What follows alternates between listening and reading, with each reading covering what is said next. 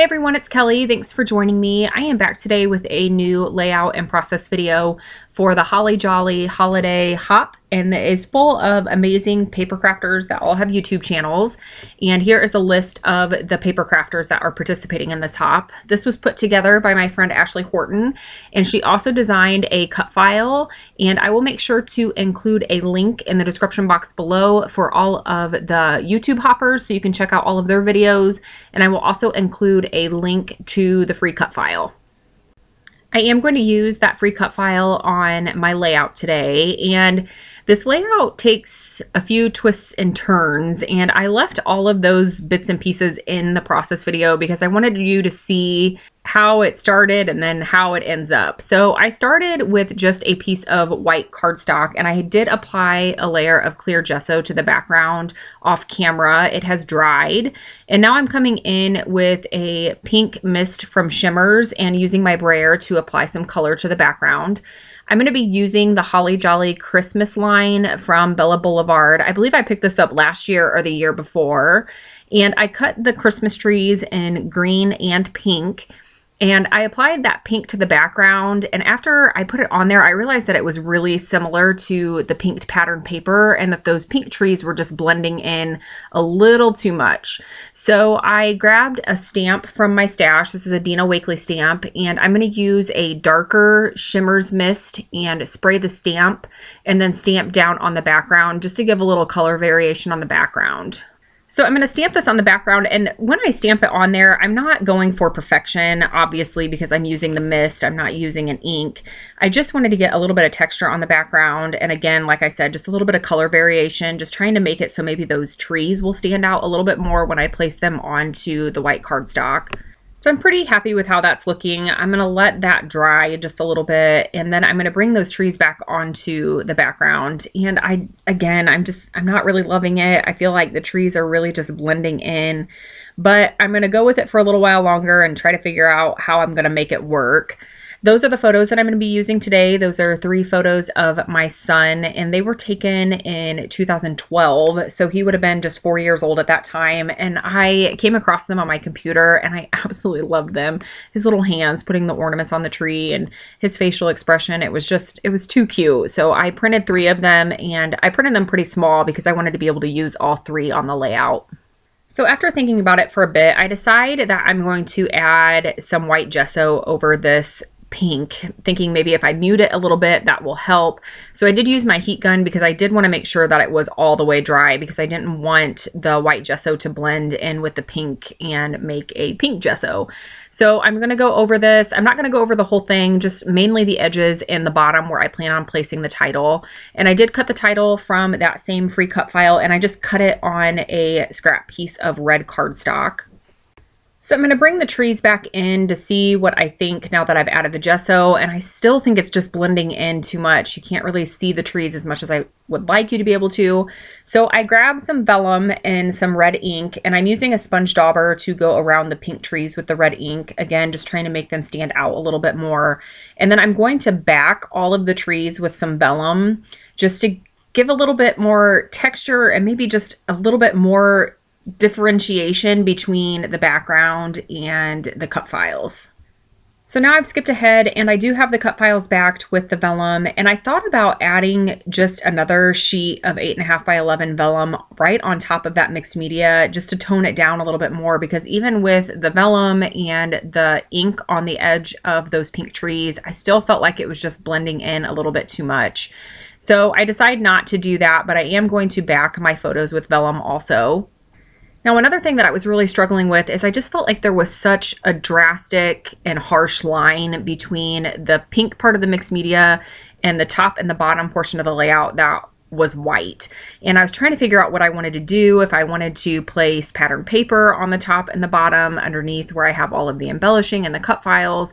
And I just couldn't really figure out in my head what I wanted to do with this. So in just a moment, I'm going to go ahead and I'm going to move this off to the side, and I'm going to start completely over with a pattern paper from the same Holly Jolly Christmas from Bella Boulevard.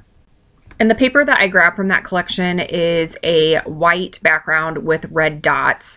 And I thought, you know what, I'm gonna go for it. I'm gonna do this mixed media technique again, and I'm gonna do the same thing, but this time I'm using white gesso just to mute out those dots. And I'm gonna use a lighter shade of pink from Shimmers, thinking that maybe that will help those trees stand out a little bit more. And I do have this part sped up quite a bit because it's the exact same thing that you just saw earlier at the beginning of the video, except this time it is on pattern paper. So my thought process in this was that by using the pattern paper, I would have something above and below the mixed media, whereas before when I was using the white cardstock, I just felt like that harsh line with the pink and then the white above and below the mixed media, it was just too distracting for me. So I thought that maybe I would like this better, and I end up not liking it. But thankfully I had 2 of this same pattern paper. So once I get all this applied and let it dry, I do play with it a little bit, trying to see if I can make it work, but I end up starting over all over again. And I just grab the same exact pattern paper, but I do not do any mixed media on that next paper. So now I'm going to start adding the white gesso. I'm still trying to make this work. I just was not happy with the pink. It was still too dark. So I thought that the white gesso may help at this point, but then it just started to look too muddy. I just was not happy with how it was looking at all. Now I will save this pattern paper because I have found that I sometimes can find uses for these mixed media failures. I can use them for cut files, or I can use them to die cut, or I can even cut them and use them as layers behind my photos. So it's not a total waste. So I'm never upset when a mixed media mishap happens because I usually can find a way to use it. Okay, so here comes the clean sheet of pattern paper, and I have added a die cut from the same Holly Jolly Christmas collection from Bella Boulevard. It's that December 25th ornament that I positioned underneath the photo. I also added a couple die cut trees behind the cut file trees, and then I'm bringing in a few stickers from the 12 by 12 sticker sheet and just adding them below the trees. I did add some fun foam behind the photo because I do want them to stand up off the background. So I'm just going to start fussing around with placement, just making sure that I have everything positioned where I want it to go before I start adhering things down. And I really kind of struggled to find photos to use for this layout. I've been struggling with my Christmas layouts this year, and I think it's because I've done December daily for the past 3 years, and I like to save my current photos for my December daily. I don't tend to scrapbook the same photo twice, so if it ends up in my December daily album, it will not end up in my 12 by 12 albums. And I've had to go back quite a few years, at least 3 years or more back, because I want to find photos that I haven't scrapbooked yet or that I'm not saving to scrapbook for my December daily.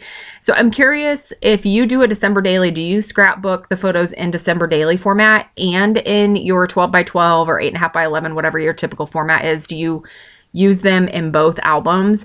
Let me know in the comments below, because I'm curious on how everybody does that. I think mainly for me, the reason that I don't do it is because my scrapbooking time is so limited that I want to spend it documenting and scrapbooking new photos. And when I say new, I mean photos that I haven't scrapbooked already. So please let me know. I'm curious on how everybody goes about doing that.